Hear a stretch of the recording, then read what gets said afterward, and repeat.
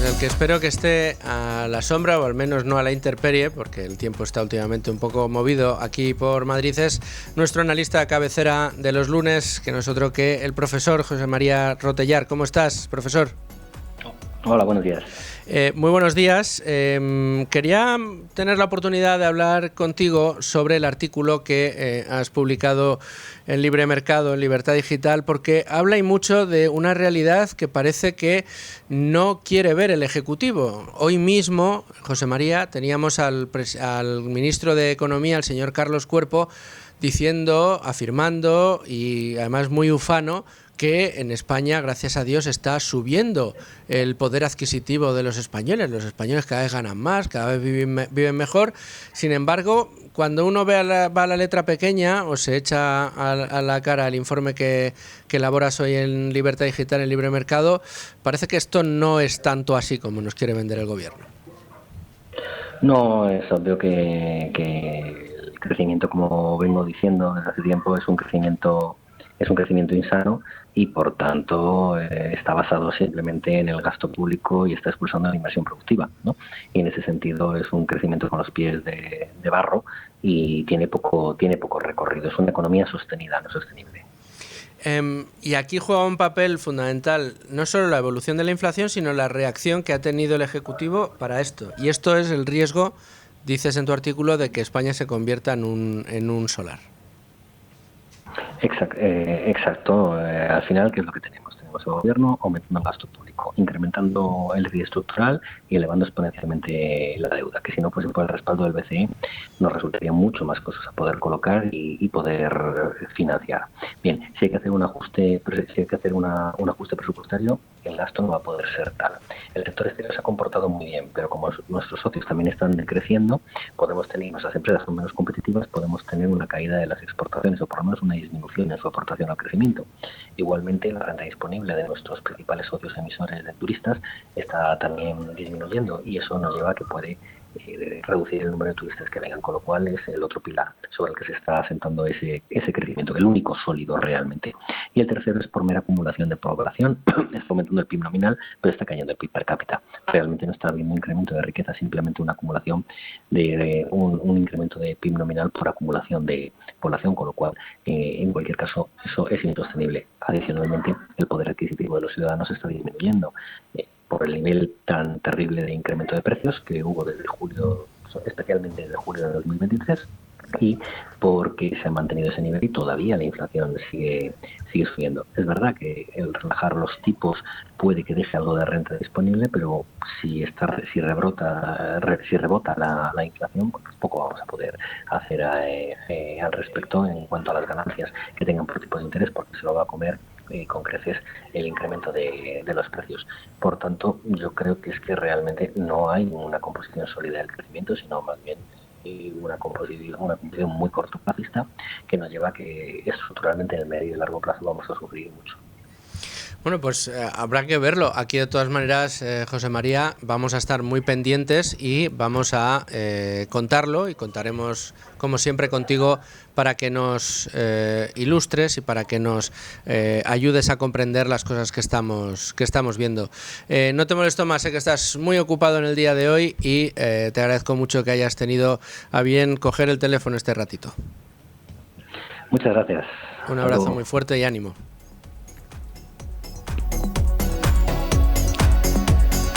Bueno, pues ahí las conclusiones del artículo de José María Rotellar hoy en Libertad Digital, en Libre Mercado, y que desmienten esos mantras que repite una y otra vez el gobierno, los mantras que repite una y otra vez este ministro de Economía, el presidente del gobierno, hablando de lo bien que va la economía española. Da la sensación de que en este país, salvo que quiebren 200 empresas o 2.000 empresas y salgan a la calle al paro cientos de miles de personas de una sola vez, salvo que pase eso, nadie entiende que existan crisis económicas, porque parece que los efectos no se ven de una manera tan evidente. Pero si se dan ustedes cuenta de que en los últimos 6 años lo que ha sucedido es que hemos sido poquito a poco cada vez más pobres, hemos tenido cada vez menos poder adquisitivo, hemos ido hacia un escenario en el que cada vez el gobierno a través de los impuestos nos quita más, nos socava más nuestras finanzas públicas, que además resulta que nuestras empresas tienen que competir en inferioridad de condiciones, tanto que hace que nuestra productividad haya caído en picado, que resulta que bastardeamos las estadísticas de paro para esconder que mucha de la gente que tiene hoy un trabajo precario, que son como cerillas que de repente se encienden un lunes, se terminan un miércoles y hasta dentro de 2 lunes más no les vuelven a contratar y tienen que ir alternando salario con prestación pública por desempleo, pero no siendo desempleado porque no aparece en las listas del empleo, que nos acostumbremos a que para que cada puesto de trabajo que se vaya creando a lo largo de un año haga falta la firma de cientos de miles de contratos, de millones de contratos, que refleja finalmente que cada vez es más precario el escenario laboral en España, o realidades como el de las horas trabajadas. Resulta que en España el cómputo total de horas trabajadas al año todavía no supera las de 2008.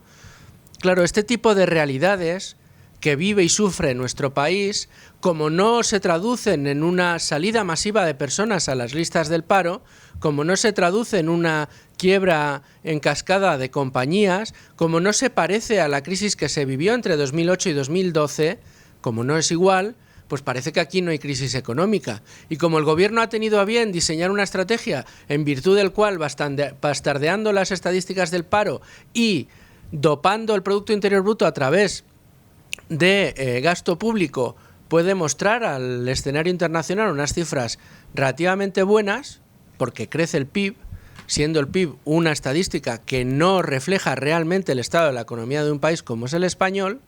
Bueno, pues entonces todo lo que decimos desde medios como este, pues resulta que molesta.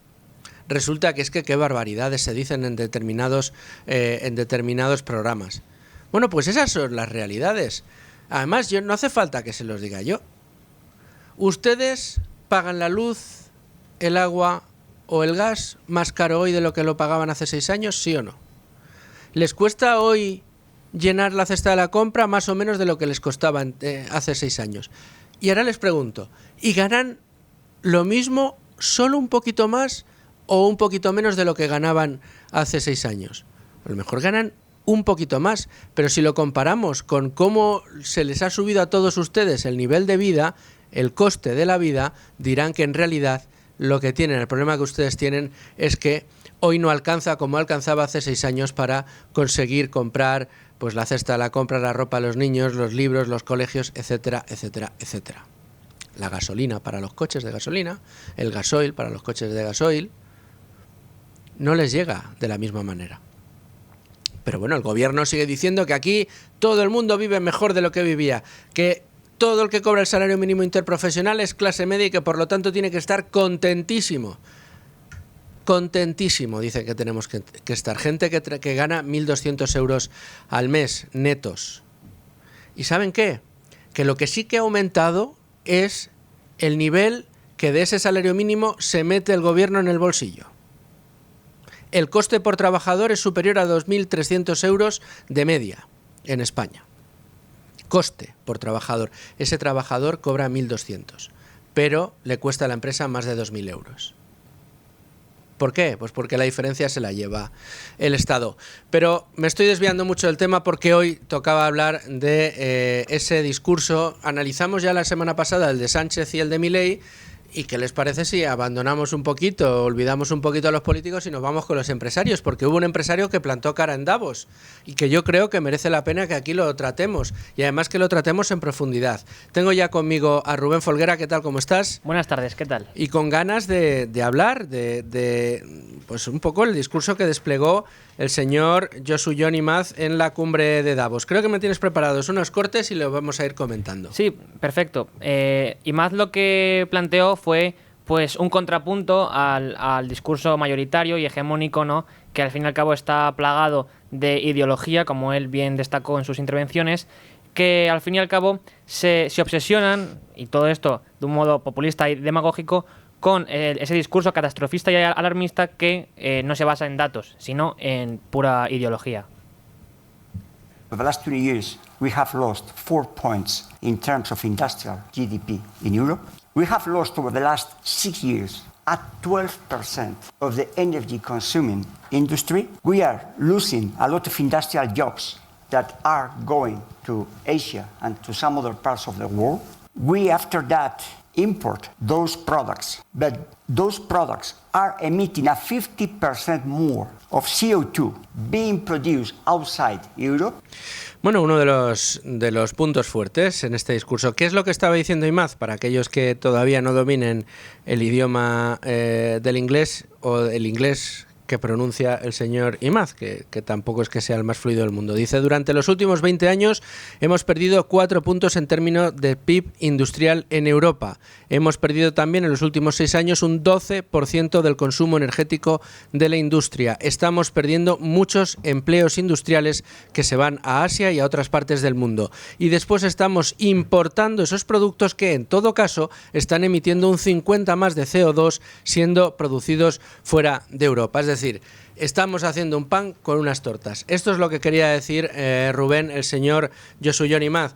Oigan ustedes, antes de tomar esta serie de decisiones, planteémonos cuál es el daño que se le va a hacer a la industria, cuáles son nuestras necesidades y hacia dónde tenemos que transitar. ¿De qué nos sirve ponernos nosotros el listón más alto que nadie y eso produzca una merma enorme en la capacidad de producción?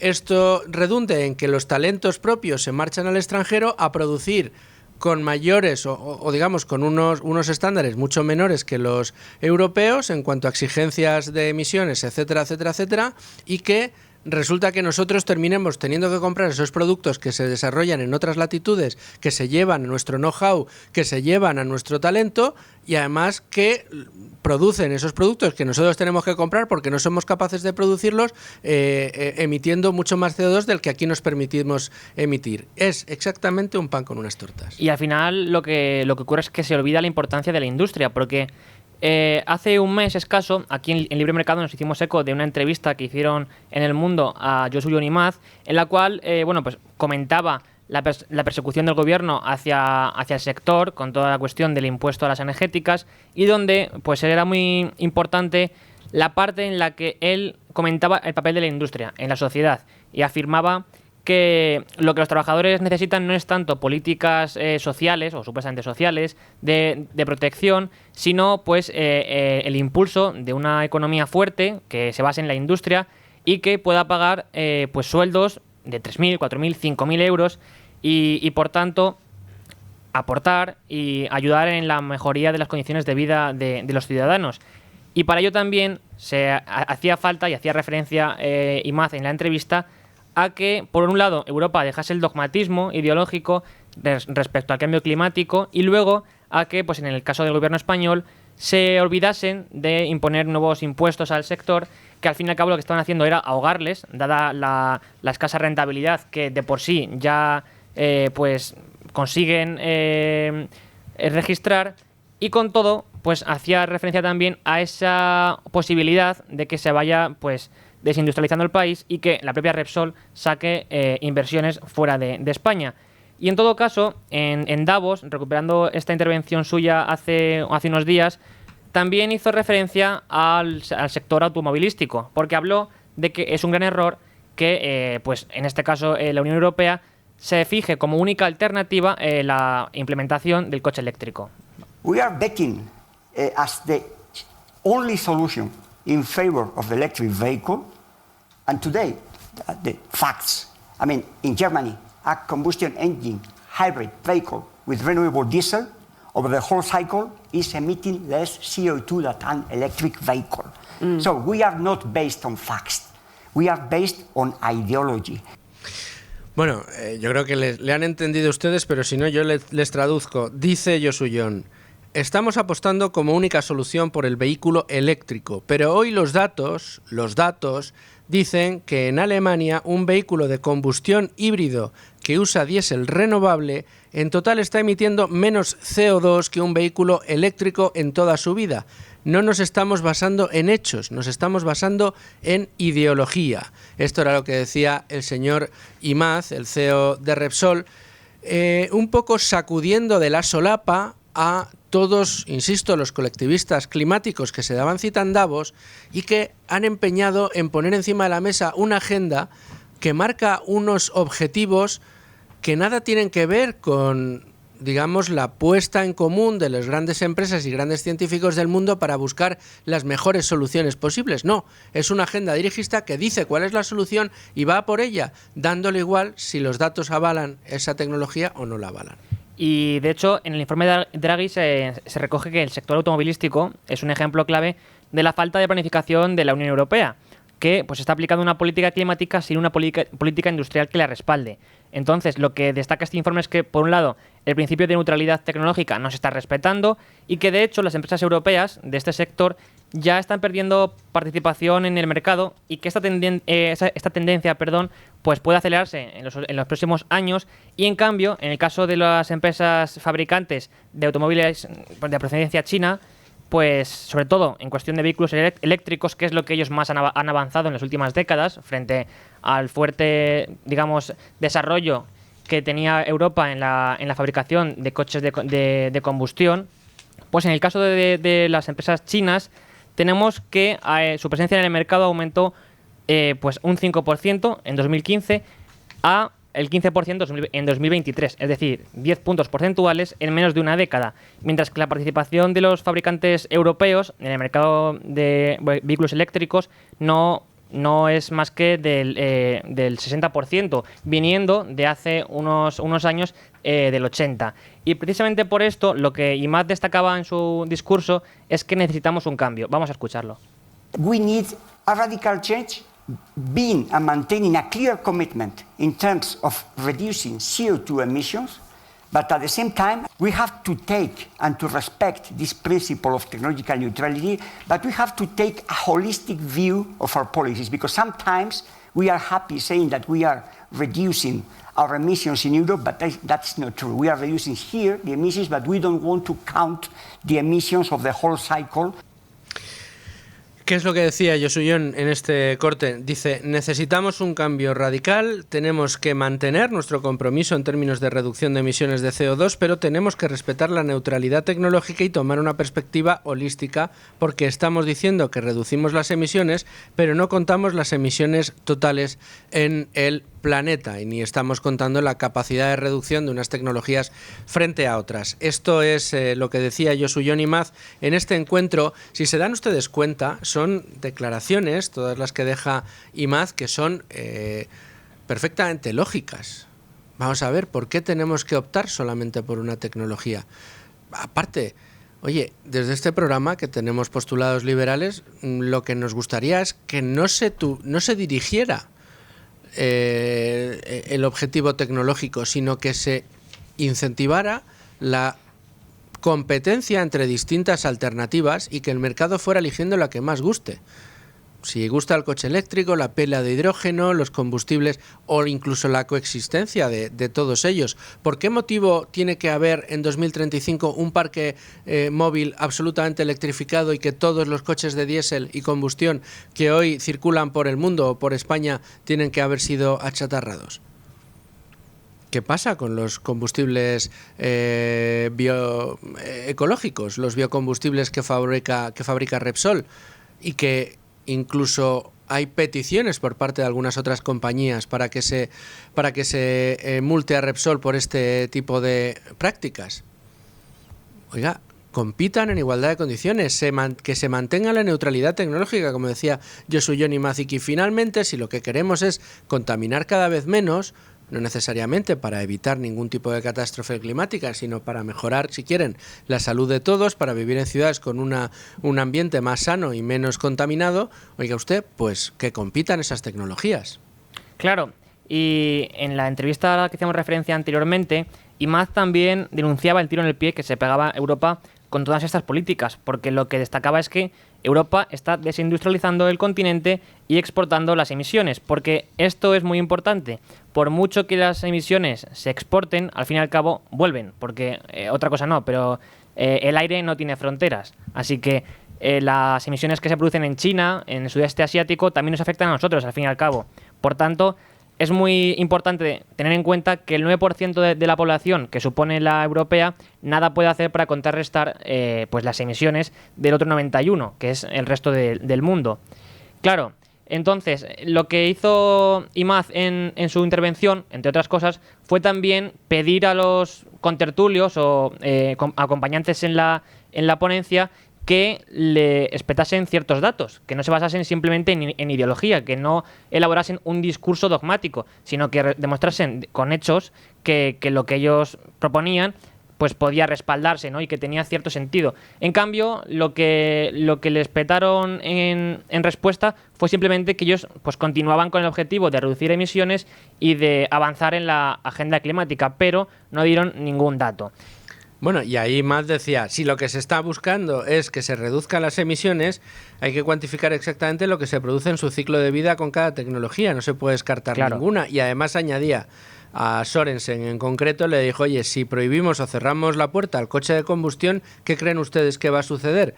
Bueno, pues que lo que va a suceder es que se va a envejecer de una manera brutal el parque automovilístico, y lo que ello supone es un peligro para la vida de los ciudadanos, no solo por la contaminación, sino porque lo que estás es cerrando la puerta a que los ciudadanos puedan acceder a mejor precio, a mejores coches con mejores sistemas de seguridad. Bueno, pues esto es lo que sentó mal en Davos y hizo sentir incómodo a más de uno. Claro, y todo esto redunda, al fin y al cabo, en el error que ha cometido Europa, que, según se destaca en el informe Draghi, está planteando objetivos mucho más ambiciosos que cualquier otra región, porque la Unión Europea ha establecido una legislación vinculante para reducir las emisiones de gases de efecto invernadero al menos en un 55% para 2030, teniendo como criterio de comparación los niveles del año 90.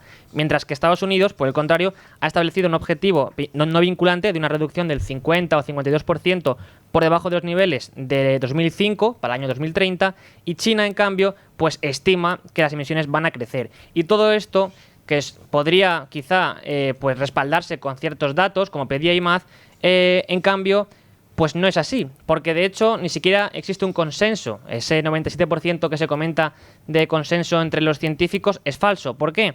Porque surge de un estudio, un artículo que se hizo hace unos años, en 2011 concretamente, en el cual los autores analizaban los resúmenes abstract de otros científicos. En total, casi 12.000 papers tomaron como referencia, en los cuales, pues bueno, clasificaron en distintas taxonomías en función de si se mostraban a favor de la tesis ecologista, neutrales o en contra directamente. ¿Y cuáles son los resultados? Pues bueno, que el 0,54% del total de artículos establecían que el cambio climático, la mitad o más, es causado por el hombre directamente. El 7,7%, pues digamos que establecía que el hombre tiene cierta influencia, y en cambio el 24% del total pues defendía que el aumento total del CO2 juega un papel en el cambio climático en general, y el 67% eran neutrales, no tenían claro si el hombre juega un papel directo o no en este sentido. Has dicho el 67%. Claro. Es decir, mayoría absolutísima de los científicos no lo tenían claro. Claro, ni lo niegan ni lo afirman. Y esto es importante porque los autores del estudio, que sirve de referencia para ese porcentaje del 97%, lo que hicieron fue excluir y eliminar este porcentaje del 67% que no eran favorables ni tampoco contrarios a la tesis climática, sino que seguían teniendo dudas. Efectivamente, no eran concluyentes. Y por tanto, lo que podemos afirmar es que simplemente el 33% de los científicos, digamos, realmente apoyan la tesis climática. En aquel momento. De los científicos de la cata que se hizo en aquel momento. Bueno, y la verdad que tiene todo mucho sentido, y tiene mucho sentido precisamente con el discurso, insisto, de Imaz, que es el que estamos analizando aquí. Y a mí me gustaría recordar algo que a mí, esto Repsol lo hace muy bien y lo ha hecho en distintas presentaciones de resultados con vídeos muy elocuentes. Imaz allí, cuando Sorensen y los demás pues seguían diciendo que había que seguir cumpliendo los objetivos de desarrollo sostenible y eliminar la huella de carbono, etcétera, etcétera, Imaz les recordó a todos los presentes que deben al petróleo y a sus derivados todo, incluso su presencia allí. Recordó, para venir aquí habéis venido en avión, hace falta petróleo para poder venir en avión. expresión. Para fabricar este micrófono, esta alfombra, tenemos que seguir produciendo a través de derivados del petróleo, porque somos todos consumidores y aunque queremos consumir, también queremos reducir la huella de carbono. Es decir, para poder consumir, para poder desarrollarnos, para poder mantener nuestros estándares de vida a día de hoy, es necesario seguir utilizando el petróleo, porque el petróleo únicamente no produce gasolina, sino que produce otra serie de productos como, por ejemplo, las pinturas libres de bacterias que se utilizan para desinfectar los quirófanos, por poner un ejemplo. Por supuesto, el 9% de la población mundial que representa la UE nada puede contra la huella de carbono sin el otro 91%. También era otra de las reflexiones que dejaba Josu Yonimaz. Bueno, pues hemos estado analizando pormenorizadamente a Josu Yonimaz, quien también habló un poco de la persecución del gobierno, pero yo creo que eso lo conocemos ya más. Lo que sí que me gustaría es, un poco al hilo de esto que nos ha dejado votando Rubén Folguera, de la falta de consenso precisamente en materia climática y de cambio climático, pues hablar con una analista, una científica de cabecera del grupo Libertad Digital, alguien que esto se lo tiene muy estudiado, alguien que, bueno, pues sin duda va a arrojarnos algo de luz sobre todos estos datos. Hablo de Ana Isabel Hernández, científica de cabecera del grupo Libertad Digital. Ana Isabel, ¿cómo estás? Hola, buenos días. Bienvenida con ánimo de lucro. A ver, estábamos hablando un poco de esa cumbre de Davos, de cómo Josu Yonimaz ha plantado cara en esa cumbre, y nos recordaba Rubén de dónde salía ese consenso al que siempre aluden aquellos que dicen que la agenda climática está escrita en piedra y que no podemos apearnos de ella, ese consenso que para que existiera hubo que excluir al 67% de los científicos que no pensaban como ellos. ¿Por qué desde el mundo académico, desde el mundo científico, existen dudas sobre esos mantras que se dan por... Es que se dan por indiscutibles, y todo aquel que los discute resulta expulsado casi de la carrera científica? Totalmente. Pues mira, principalmente es debido a que, bueno, se están utilizando, si los datos casi siempre nos llevan al IPCC, a la Agencia Intergubernamental del Cambio Climático, y los datos están basados en modelos matemáticos, y cuando te lees los informes que ellos mismos publican, ellos mismos nos indican que muchos de los datos que están dando, pues hay que cogerlos con cierta cautela, porque son modelos matemáticos, no son datos concretos, y además no tienen en cuenta el hecho de que pues muchos de los fenómenos a los que dicen que están aumentando, los tornados, los ciclones, las temperaturas extremas, son puntuales, y esto puede hacer que varíen y que se distorsionen los datos de esos modelos. Además, muchos científicos tenemos dudas, porque si vamos a los datos reales, los datos que están publicados, los datos que sí que tenemos, pues no revelan lo que están diciendo. Nosotros tenemos publicado en nuestro canal de YouTube algunos de los vídeos, y pueden ver las gráficas. Son gráficas con datos reales de sequías, por ejemplo, y no se ve un aumento de las sequías, no se ve un aumento en cuanto al número de terremotos. En cuanto a las temperaturas extremas, pues muchos de los picos de temperatura aumentan, por ejemplo, cuando ha habido una erupción volcánica grande, que ya sabemos desde el punto de vista científico que puede alterar la temperatura durante unos años. Por lo tanto, pues no podemos, yo no puedo creerme el cataclismo y esta doctrina climática que nos están imponiendo. ¿Qué tipo de intereses? Sé que esta pregunta trasciende un poco tu disciplina científica, pero ¿a qué crees que se debe? Porque es que al final, si algo caracteriza a la ciencia, Ana Isabel, y lo dice un cero experto en asuntos científicos, es la curiosidad, ¿no? El preguntarte, el querer cuestionar absolutamente todo lo que sucede. Esto te lleva a investigar y te lleva a descubrir nuevas cosas. Por eso a uno le extraña cómo desde la comunidad científica se prácticamente proscribe o se destierra a todo aquel que osa poner en duda o osa enarbolar argumentos o utilizar argumentos como los que estás utilizando tú ahora, ¿no? Oye, las cifras son estas, claro, esto es lo que sabemos de la historia, ¿no? O lo que comentaba yo al principio, que de los últimos 400 y pico millones de años de vida de la Tierra, los ciclos de glaciaciones con temporadas cálidas se han ido alternando y hemos pasado de temperaturas medias en toda la Tierra de 11 grados a temperaturas medias en toda la Tierra de 36, según los últimos registros. Ahora mismo estamos en 15 grados y resulta que en 15 grados y bajando, o sea, realmente ni siquiera nos estaríamos calentando, ¿no? ¿Por qué se proscribe? Pues mira, yo creo que, y esto es una opinión personal, pero viendo todos los datos y viendo cómo se está utilizando toda la información climática, para mí hay un interés económico claro. Y me voy a explicar. Por ejemplo, en cuanto a las sequías, están hablando de sequías y resulta que las publicaciones científicas lo que hablan es de un reverdecimiento de la tierra. No tiene ningún sentido. Nos están hablando de las energías. Tenemos que apostar por las energías renovables. Perfecto, podemos utilizar el sol y podemos utilizar el viento, pero no son energías estables. ¿Por qué tenemos que apostar por esas energías y no por un mix energético? Cuando están demonizando las nucleares en España, estamos viendo lo que está pasando ahora mismo con el cierre de las centrales nucleares, con el de Almaraz, que la van a cerrar en breve, y realmente no podemos depender ahora mismo de las renovables. La energía nuclear es una fuente segura, es una fuente fiable, se sabe cuánta energía genera y además no genera CO2. Por lo tanto, ellos mismos entran en una contradicción constante. Nos han propuesto, nos están imponiendo la Agenda 2030.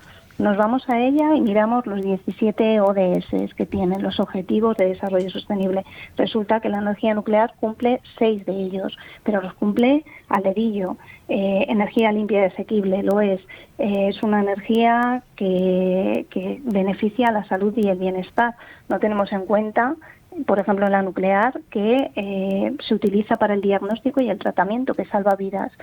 Y, sin embargo, se sigue demonizando y en España estamos cerrando centrales nucleares. Por lo tanto, ¿cuál es el interés económico? Cuando hay un problema claro con las renovables, que para mí es algo del que no se habla, que es qué vamos a hacer con esos residuos que se están generando, que se van a generar con las placas solares y con los aerogeneradores. Pero, sin embargo, seguimos escuchando que tenemos que llenar nuestros campos de molinillos, tenemos que llenar nuestros tejados de placas solares, y no tiene ninguna lógica. No hay sistemas ahora mismo para reciclar las aspas de los aerogeneradores y eso parece que no le afecta a nadie y no le afecta a estos activistas climáticos. Desde luego que no. Ana Isabel, te agradezco muchísimo que hayas entrado con nosotros en Con Ánimo de Lucro. Espero que no sea la última vez. Esperamos contar muchas veces contigo aquí en este programa. Un abrazo muy fuerte. Muchas gracias. Un abrazo. Bueno, pues después de analizar en profundidad tanto el discurso de Josu Jon Imaz en Davos como estos asuntos que ocupan y preocupan y mucho a la industria europea, por mucho que cuando se expresan en público en muchas ocasiones les cuesta mucho reconocer este tipo de cuestiones, bueno, aquí lo hemos analizado y lo hemos hecho con pelos y señales, dando todos los datos y hablando con los mejores expertos. ¿Qué les parece si, antes de irnos al boletín informativo de la 1, nos acercamos y nos damos un repaso por los mercados? Que hoy nos acompaña además Vicente Baró, director general de Finet.